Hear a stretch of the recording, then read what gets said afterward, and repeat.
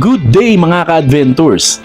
Kasama talaga sa bucket list ko ang makapasyal sa Buscalan Village kung saan gusto kong ma-meet ng personal ang 107 years old legendary mambabatok na walang iba kundi si Apo Wang-od. Matagal ko ng pangarap na magpatattoo kay Apo, tanda ng pagiging isang tunay na Pilipino at pagsuporta na din sa tunay na sining ng Pilipinas. At ngayon nga magaganap ang araw ng katuparan ng matagal ko ng pangarap na ito. Ano tara? Angkas ka ba sa ride ko? At dito sa SLEX Mamplasan sa Laguna, magsisimula ang aming kwento hanggang marating ang Buscalan Village sa Tinglayan sa Kalinga. Makakasama tayo, kala ko pa. Malayo ang biyahe natin. Kaya kailangan safety first. 32 yan sir, 32. 32. Salamat. Let's go! Sinadya kong 8 PM ang ride out para maliwanag na ang araw pag nasa parting Benguet na kami for safety na din sa biyahe.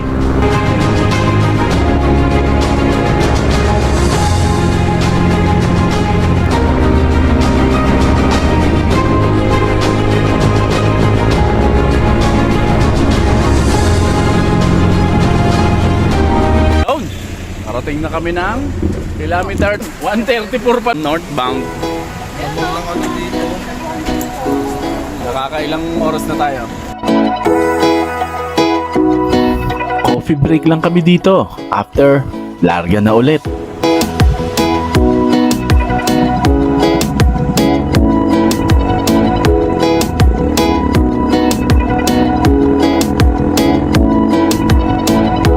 Pagdating ng Rosario, nagtry kami kung padadaanin kami sa Cannon Road pero sa kasamaang palad, sarado pa din daw kaya ang ending, balik kami at sa Marcos Highway na lang kami dumaan. Pagdating ng Baguio, nagsimula na kaming makaramdam ng lamig hanggang sa second stopover namin sa Tublay sa Benguet para magpagas na din at para pawiin ang nanunuot na ginaw sa paghigop ng mainit na kape at noodles. Tublay.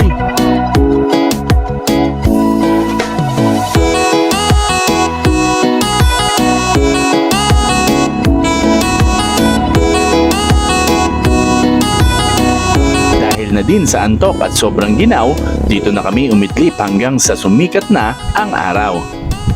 At dito na nga magsisimula ang part na nakaka-amaze na dahil sa ganda ng mga tanawin na makikita natin.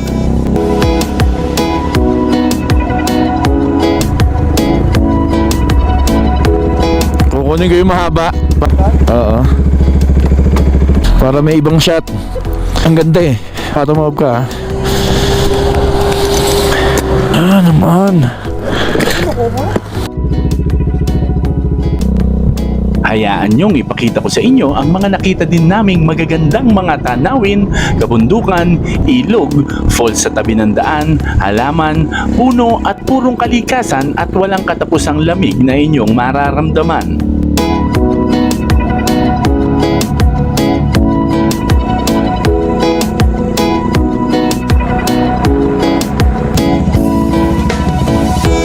Good morning mga ka-adventures! Dito po tayo sa tinatawag nilang second to the highest point.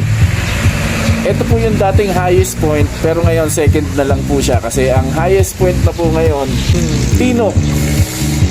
Pero ngayon nasa Atok Benguet po tayo. Ayan, papakita ko po sa inyo. Nasa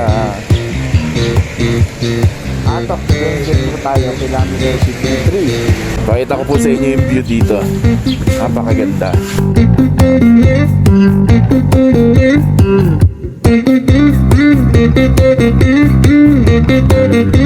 Pagkatapos natin makapagdikit ng ating sticker, tanda na nakarating na tayo sa second highest point na Atok Benguet. Ride na uli tayo dahil naiwan na tayo ng mga kasama natin.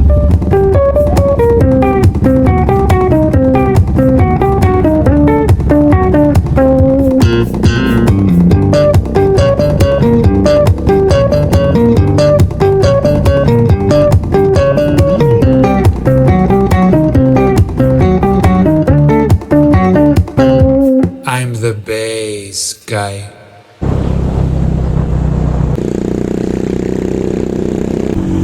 Nagpagas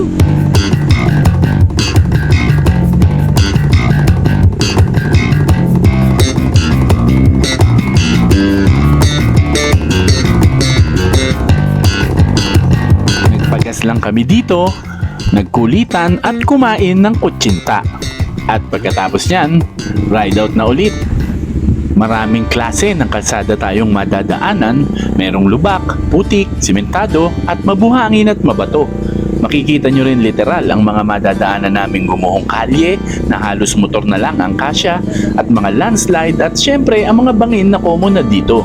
May nag-request pa po ng bomba. Shoutout po sa inyo mga sir.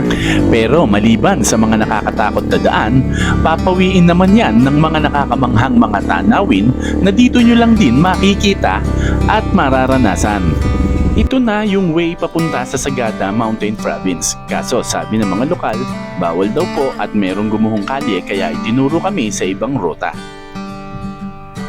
At ito na nga ang daan na itinuro sa amin hanggang makarating kami sa mismong bayan ng Sagada.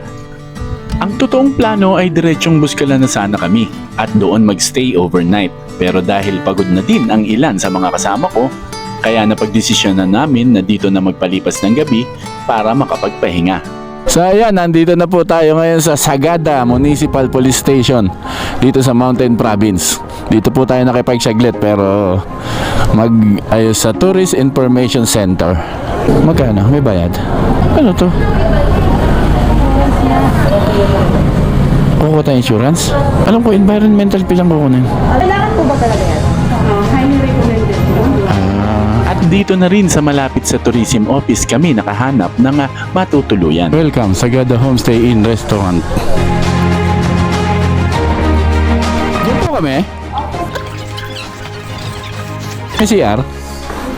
Sarili? May CR? Ayun, importante. At dahil sa gabi nga ang aming biyahe kaya mula sa Laguna ay dito pa lang kami makakakain ng maayos at makakapagpahinga. Yung walang bayad. Meron ba nun? Sorry po. Sorry lang po. Joke lang. Ay, ka na. Saan ba? Kunin ko na? May 600 na lang yan, te. Tayo daw ang kukuha no? Hindi abot ni ate. Ayan. Ate, may discount dyan ha? Tingnan natin. 700 dyan. Magiging 600 lang. Yeah. Nagbasag ka pa nga. Sayo muna. Okay? Okay, sige na. Sige po, isang sisig. Okay, sir. Ayun, pili na kayo. Okay, sir. Ikaw na bahala. Ano pong pangalan niya, ma'am? Pangalan? Myra po. Yun, Myra, nandito sa Sagada Homestay Restaurant. Yan, sila po yung mag-aasagasa sa inyo dito. na meron tayo isang...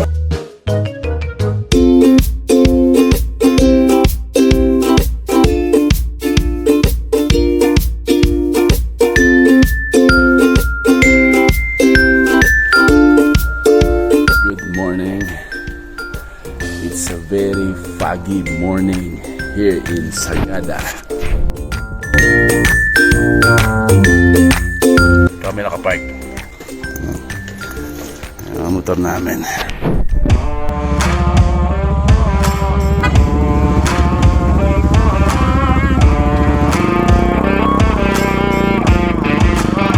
Good morning, Sagada! Nandito po kami sa Sagada Town Hall. Dito po sa mismong pinakabayan ng Sagada. Ayan po yung Tourist Information Center. Kami po off to Buskalan, Apo, Wangod.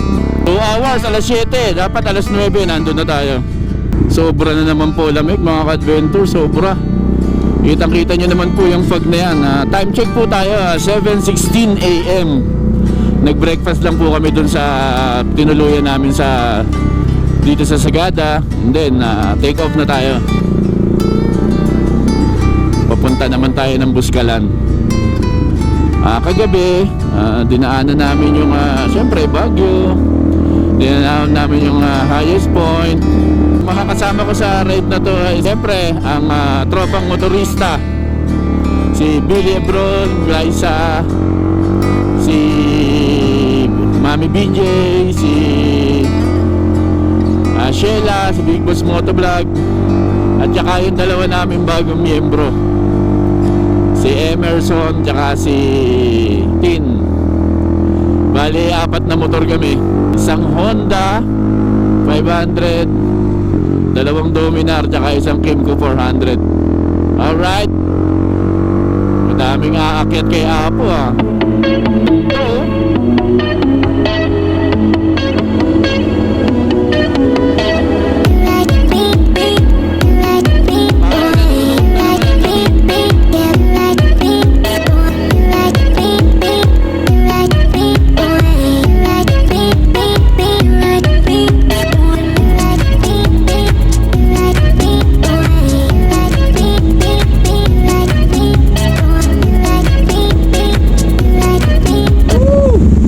Ganda dun nakita niyo yan mga adventures parang langit tapos meron kang ano doon mga puno-puno diba ka nakaloy mga adventures update may mga nakatakot yan nakatakot yan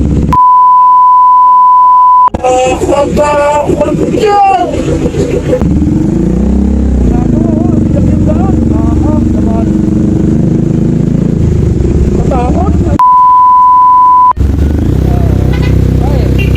Parang sa postcard ko lang nakikita to.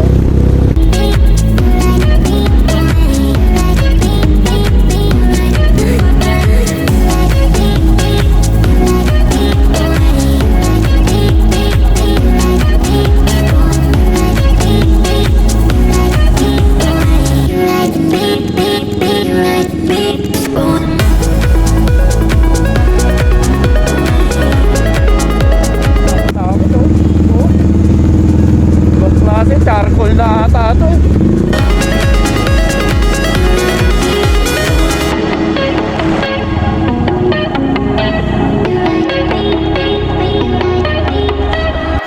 Checkpoint. Ayan. Dito kailangan nyo mag-login bago kayo makadiretso na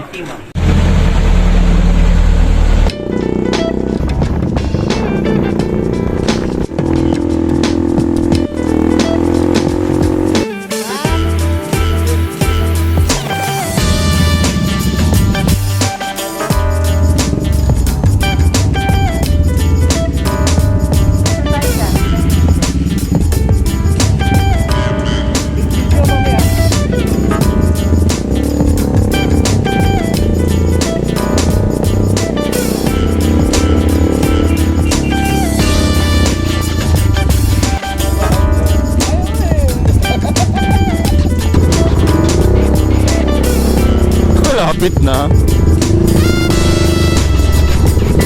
Literal mga ka-adventures literal. Literal na sablay mo. Dala ka sa Sagada sa aking kaping kayo. Adventure to, adventure.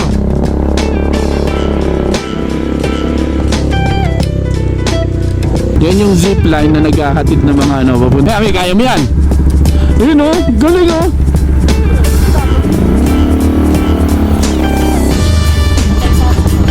Yun sinasabi ko sa'yo.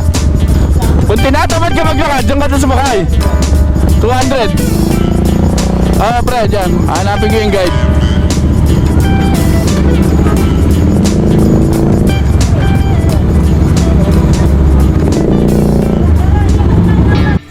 Yun. Andito na po kami. Yun Yun, doon kami pupunta Pababa na kami. Magaling po sila doon. Kami papunta pa lang. Ayun, may tattoo na si Ma'am Laki? Lakihan nyo? Ayun Lakihan? Lakihan nyo ba para? Sulit. Sulit. Ayun. Tapos na sila. Yes. Ano? Talagang? Ay, pagkain na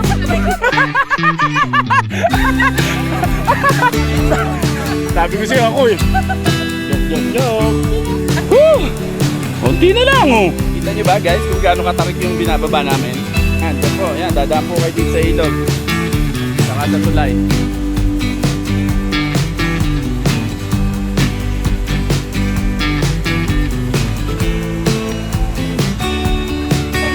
Doon po kami galing sa taas. Tapos bumaba kami doon. Tapos, ang rota namin dun sa taas. Alright. Pagod na si mami. Ano? Kaya pa? Dandan lang.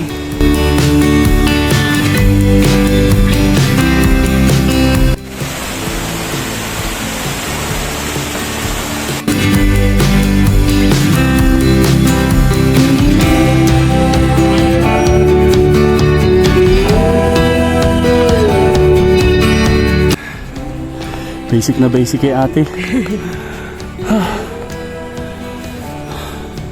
Tatay, may buhat pa nga. Daig na daig kami, oh. Oo. Tay, kami, hirap na hirap. Nakailang tigil na po kami. Pero si Sir, oh, tingnan nyo naman, may buhat pa. Ay, 73. Kung November 2, 73 po. 74. Nakailan pabalik-balik po kayo dyan sa isang Mga ka-adventure, 73 years Oh, old. kung gusto kong balik-balik, okay lang. Meron pang mga buhat. 73 years old, basic sa kanya yung pag-akit baba dito. Oh. Ang galing. Iba talaga yung nagagawa ng kalikasan eh. Kasi kami puro na eh, usok na eh. Napakaganda. Ang ganda dito. Sobra. Kaya tumatanda sila ng gano'n eh. Kaya umaabot sila naman ng 100 years old. 70 sa kanila parang teenager pa lang eh. Bilo mo makapanig panahog ka dito, ibang klase na po yun. Sa ganong edad. Kami nga ilang gantong edad lang Hirap na hirap. Walang bit-bit pa yan.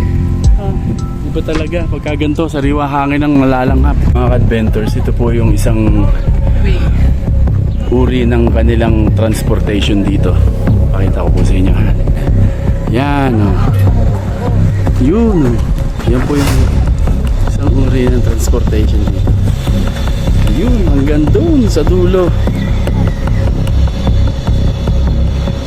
Hanep. Buwis buhay. Tawid bangin dito sa Buskalan. Ibang klase. Yun simula dun sa taas. Hanep. Ang galing.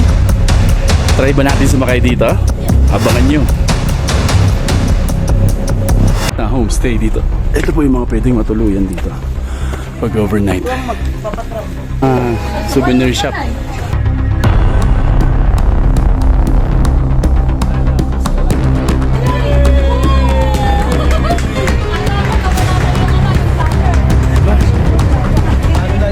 Distribution area.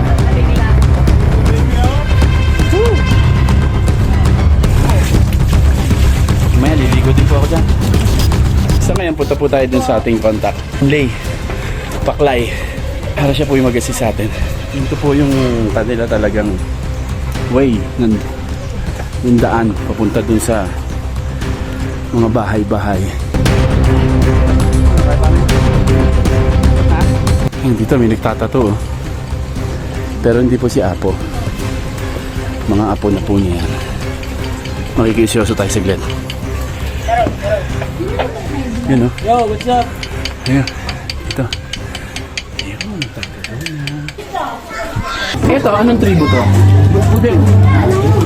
Butbut. Tapos, saan yung ibang tribo na malayo na? Kumbaga yung tribo parang barangay. Parang ganun ba yan? Tripo kasi, malaki mo. Okay. Ako, kailangan ako sa gabi. Para angkan, yun ano. Ayun, nakarating na tayo dito sa tribo ng Butbut. Dito kala Puwangmat sa Buskalan. Dito tayo papahinga muna habang hinihintay yung yung guide. Masikaso dun sa pagpapatato at iba pang mga activities. Saan mo dadalhin yan?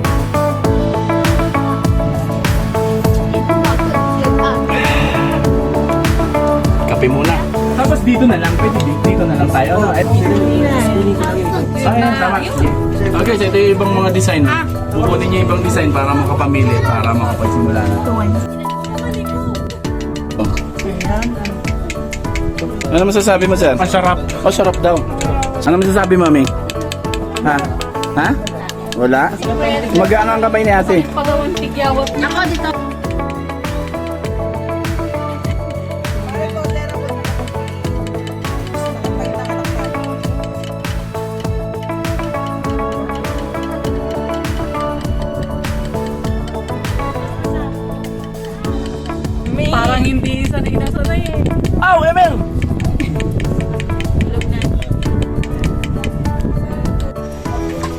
Patingin ako.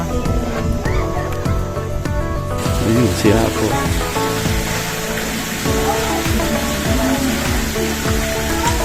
Pila. Si Apo Wangod ay isinilang noong February 17, 1917. Nakilala rin bilang si Maria Ogay.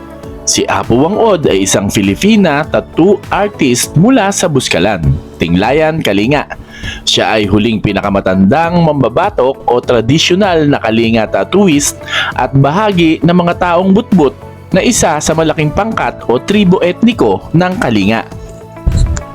Mula 15 anyos hanggang ngayong 107 years old na, ay patuloy na isinasagawa ni Apo Wangod ang kanyang tradisyonal na anyo ng sining sa mga mandirigmang butbut at sa mga turistang bumibisita sa Buskalan.